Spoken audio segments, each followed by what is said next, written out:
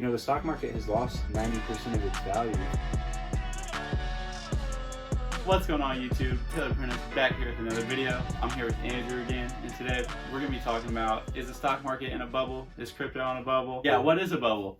Who knows? Let's get into it. Just wanted to say we shot this a couple weeks ago and it hasn't been uploaded yet, but the market has dropped a little since we've made this video and it had like a little crash. So some of the stuff we say in this video is outdated, but I felt like the overall message of this video was still something that should be heard. So I hope you guys enjoy it, but let's get back to it. First of all, let's be clear about what a bubble is, because you know that term gets thrown around a lot. 2008, they call it the housing bubble. In the 90s, it was the tech bubble. In the 20s, it was like an inflation bubble. Today, it's probably not any of those, but they actually are calling it the everything bubble. You know, certain people think that, you know, everything is a bubble. Like the whole stock market's way overvalued. Housing is way overvalued. Crypto's a bubble. NFTs are a bubble. Which, in a clear way, for the housing, which is sort of scary, is that the housing prices has been going up, but like average income hasn't. Yeah. So it's like, where is this extra money coming, you know what I mean, to be able to do it? And you find out it's just because interest rates are so low that everybody's taking money in loans and stuff. But it really makes you question where it's going to go. So in the stock market, you know, everybody's saying that it's way overvalued. And if you look at the biggest companies, Apple's worth $2.5 trillion. That's their market cap. Trillion with a T. I feel like the average investor doesn't even know that. You know, like if most people are invested in Apple one way or another, you know, through mutual funds or ETFs and everything. But if you ask them what it's actually valued at, they'd probably be under 1 trillion. They'd probably say under 1 trillion, you know. And it was about a trillion. It was a big day a couple years ago when it hit 1 trillion, and now it's 1.5 times that, you know. So Facebook just hit 1 trillion. Yeah. Or, well, I mean, it kind of teeters. The other ones like Amazon and a few of them are way up there. Yeah. And those are the biggest ones. And clearly they have some of the biggest business, but they're not bringing in 1 trillion, you know. No, nowhere near that. Even if they bring in 100 billion in profit, how are you still valuing them 200 times? Yeah. You know, it's pretty wild. And to think about the old crashes, you know, the stock market has lost 90% of its value from like 1929 to 1932 in the Great Depression and stuff. It was like over 90% of the value was just wiped out. If we do have something similar where it adjusts to book value, you know, just to what the companies are actually worth on paper, that's a huge gap. You know, it almost is a 90% drop, you know, because things are so overvalued. One thing that scares me with the crypto especially is how many new investors are joining the game at the peak. You know what I mean? It makes me think that like it's the new investors that are going to get killed. You know what I mean? It definitely is. Because you see famous people, almost every famous investor, like every legendary investor has been storing cash. You know, like Warren Buffett has like an insane, was it like 180 billion in cash or something? Yeah. Something insane. They're prepared for a 90% drop. You know, like I've heard Charlie Munger and Warren talk about that. But they're not the only ones. You know, like even Ray Dalio talks about it. Literally almost every big investor talks about it. What would you do in the case of like a bubble? You know, I mean, like what would be your move to kind of... So my whole thing is like I'm investing over the long term. So I'm thinking like planning for like the next 30, 40 years, however long I live to be. Even if we are in a bubble and things crash, I think investing consistently is still the best option, because you never know if the crash is going to happen. Like the market could crash tomorrow. I could lose 90% of what I put in the stocks, but I would still at least have some of that money in there. So it'd be better than if I had never saved any money in the first place. And also, the money still has the potential to just bounce back. And you never know like how bad a crash is going to be. You never know how long it's going to last. It could just be like a flash crash, go like down 20% one day and then up like 15% the next day, kind of a recovery. But essentially, being in long term, I think the best option is to just invest consistently, try and put money into the market each and every month. I try to buy whatever I think is the best deal at the time, and I don't worry too much about like portfolio, how I allocate my portfolio, but I do like to keep like Facebook as my biggest position. Long term, I think everything will be all right, even if we are in a bubble right now. Crypto, I am holding off. I personally do think we'll see a big crash before the end of the year. So I'm kind of holding money on the sidelines to buy heavy into crypto towards the end of the year. But starting in 2022, I will be investing every single month. Like I haven't decided how much money I'm going to allocate to put into crypto every month, or like what cryptos I'm going to put into. Mostly it's going to be Bitcoin, Ethereum, maybe like Polkadot and Cardano and some stuff like that. But I'm trying to invest in there every month, just because even if it does crash, I think it'll just keep going on up eventually. So yeah, and there's a lot of value in that too, and especially just the basic rule of not investing what you need. You know what I mean? Like if you can afford not to touch that money, then yeah, that's definitely smart.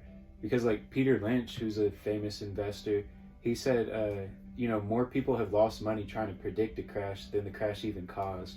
And even if you look at the 90% drops in the past, you know, even in 1932 when it's at its bottom, as long as you didn't have to sell out of your stock to survive, you know, you still made a killing by 1960. Any stock I buy into, I have hopes that over the next 5 to 10 years, I think they'll be worth more than they're worth now. So even if like they might be slightly overvalued in a sense, I still think they'll be higher. Like, and that's actually part of why I bought so heavy into Facebook in the beginning, is because I do think tech is one area, like big tech is one area that kind of is like bubbly-ish or just like kind of overvalued. Facebook has like the lowest PE ratio out of all the big tech stocks, so that was why I kind of got into it. But I could be completely wrong, because if you look at companies like Amazon that have always traded rich, they're still just like a growth beast. So who knows?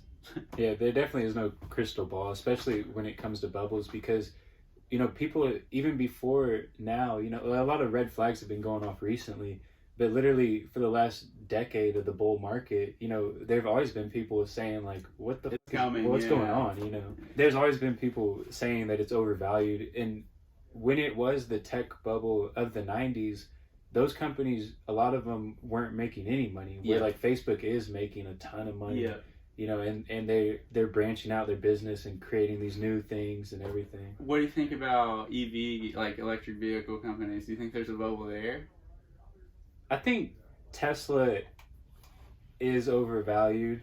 Yeah, I think Elon Musk would agree. I mean, he tweets that all the time just to manipulate. I think so too. I've always wanted to buy. I'm a big Tesla, fan, but yeah. to see that's definitely one I feel like I've missed out on, just because the growth has been so insane. Yeah, it's like that's hard to predict on that one. I think EVs are the future, but it's going to take hundreds of years to phase out the old cars. And by that time, every other car company is going to be pretty involved with it. Yeah. What they have in their corner is all the money. You know, like Elon's the richest person in the world. Their company's worth more than most of the American companies combined. You know what I mean? So they really could be the big contender.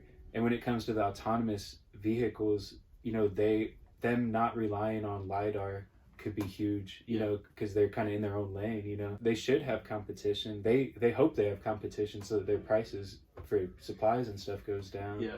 But yeah, I would say it's in bubble territory though. Yeah. Because even after the stock split, now it's back at over 1,000. So it's like, it's gone crazy. Yeah. And it's a lot of speculation if they can actually produce. You know, like Elon Musk, love him or hate him, he's definitely the king of like saying things that sound great, but like realistically they're not going to happen for a long time. It's like the Roadster. Like they haven't sent Roadsters to like anybody yet. And if you remember last year at their big event, he said, "Oh, by December we should have a fully autonomous taxi flight that will take Uber's place, you know, and you can like rent your car out and let it drive itself and then come home." When you think about the regulation involved in that, and even just their own safety measures of getting the autonomous driving right, that was a crazy bold statement. You know, and like he had to have known that, like, I mean, that's not going to happen by December. He's just saying that to manipulate the stock, you know. And you can go through the Tesla trucks. Almost every big idea starts out like that. Even the idea for the Model 3 of making it affordable and then making a certain amount, I think that was the biggest time where he proved that he could make it happen, at least to stay afloat. You know, because if he didn't pump those out, the stock wouldn't be where it's at. You know what I mean? But it gives hope that like somehow he's gonna make it happen. You know? Yeah, I feel like there's definitely that hope is what drives the stock price. Is just the hope of Elon. And I mean, he's easily the most influential CEO. Nobody else is really trying to influence the stock. I'm surprised he hasn't gotten in more trouble with like the SEC. I am too, because it's just like it's obvious. It is blatant. You know what I mean? He's like, I think Tesla's overpriced today. You know what I mean? It's like, what are you talking about? You know what I mean? I'm gonna sell just yesterday you were saying like you're gonna take over the world. You know what I mean? I'm a fan though. It's fun to watch. You know? Yeah, I love him. But yeah, we'll see where Tesla goes. I definitely think EVs get a little sketchy when you talk about it. And it makes you think. Tesla's not the biggest company in the world, but it's getting there. And you know, like it's on the S&P 500 now. So who knows how much money is being funneled in through the S&P investments now into Tesla. Yeah. So if you do see a crash in crypto and that or a crash in like EV hopefulness, you know, like if Tesla crashes or something, like it could set off a chain of events that brings down a lot of different things, you know. Yeah. And Tesla even tried to get into crypto, but then they realized that's not really a good idea. Yeah, you know what I mean? Didn't align with their business. If no place is accepting crypto, like nobody can shut it down to where it just disappears. But if no place ever accepts it, or like it's like, you know, it's viewed by the government as like something for drug dealers and sex traffickers and stuff, the price isn't gonna be high. You know, I mean, it's gonna go back down to pennies. I definitely think it's something to watch right now. Because you don't want to just blindly invest ever. You want to know what a company's market cap is. You want to know what their income is. And like if it doesn't make sense, you're looking at a bubble. You know, eventually the Reaper's gonna get them. You know? Tesla's PE ratio is like 300, above 300. Is it? Yeah, it's like 3. Last time I looked, it was like 330. I was like, Jesus Christ. I don't doubt it though. They have the most hope for the future. You know, like it's basically all based on like maybe they will be like the only car on the road or something. You know, but. And maybe they will get batteries to where like everything is ran off of a Tesla battery. Yeah. But they've been saying that for over a decade now. You know, to think no other company can compete is kind of crazy because like they will sort of just do their own thing. You know. I think like Ford and like some of the traditional companies are starting to execute pretty well on EVs. And it's interesting too how he has to set up the infrastructure for it because that's a huge thing in itself. You know, is making sure that. He made the car, but now he has to basically make the gas stations for him. You know, and that's a whole nother challenge. I remember back when Teslas first came out, I was like, where do you charge it? Or like, where can you go? Where we are in Indiana, you know, it's not like California where like you could go 100 miles or whatever without seeing any electric charging, you know, out in the country or something. Would you buy a Tesla, the car? Yeah, if I could afford it, Yeah. What do you think the biggest crypto bubble is? Like, which coin do you think is like it's definitely pure shit, you know? Definitely like Doge and Shiba.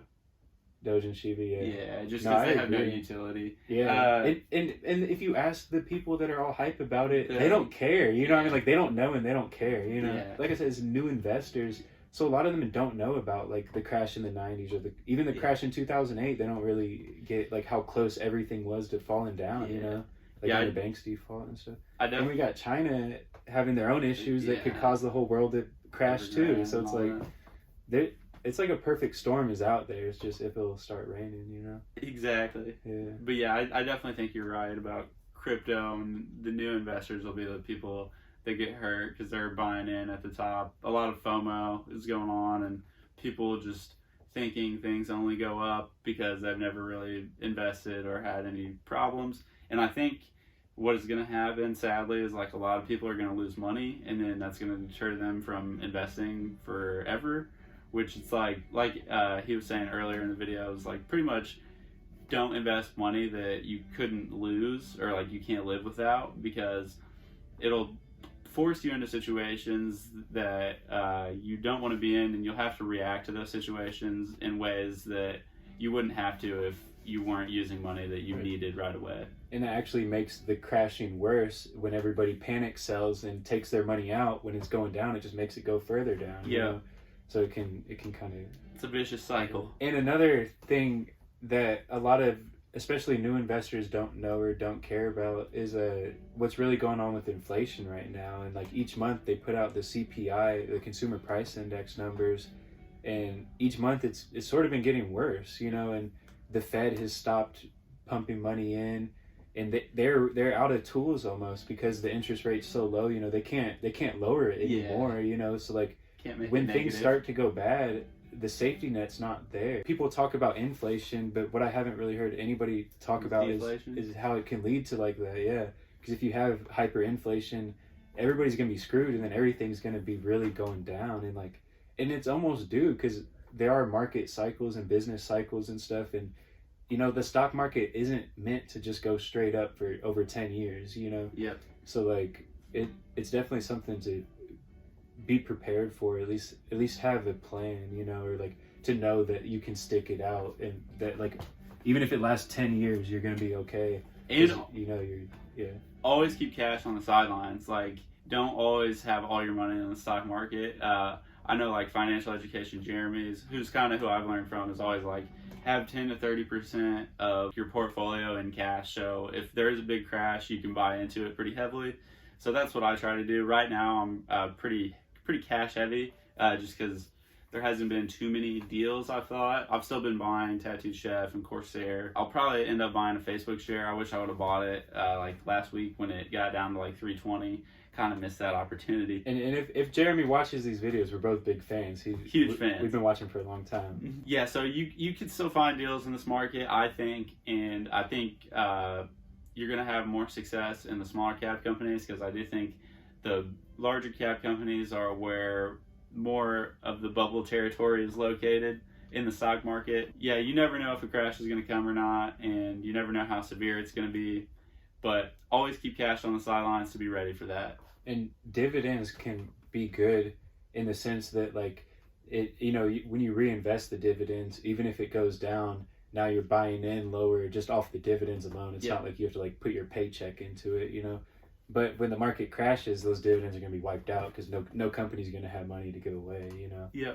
So yeah, it's just something to think about, because there's a lot of factors. Like we said, it's like a perfect storm is brewing, you know. And eventually something's going to happen. There's no crystal ball with any of this. Like we say, you know, like you can't tell where a peak is or where the lowest point is or what it's going to do tomorrow, you know.